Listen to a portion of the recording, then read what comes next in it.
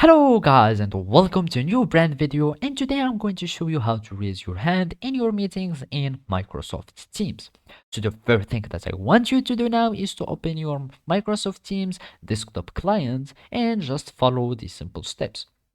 So after you open and run your desktop application of Microsoft Teams, you will need to join a meeting so you can start or raise your hand.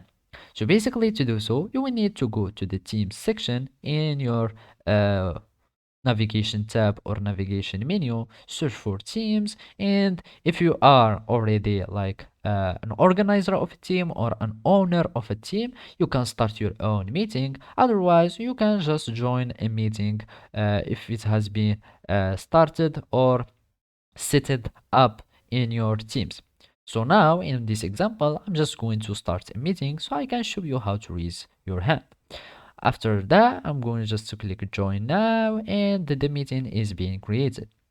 So basically, here is the meeting window or the meeting view. And as you can see at the top, there is the toolbar of our meeting. Here in the third choice, you will find the raise your hand option. So basically, if you click on it, your you are raising your hand, and as you can see, you will see here in the participant menu that someone is raising his hand for taking like the speech and if he want to talk. If you want to leave it or take it off, just click on it again and it will be off and go off.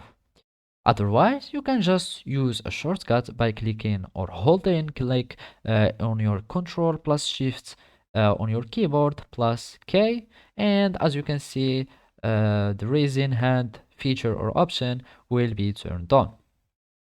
So basically, this is how you can raise your hand in your meetings using Microsoft Teams. Thank you for watching and see you next time.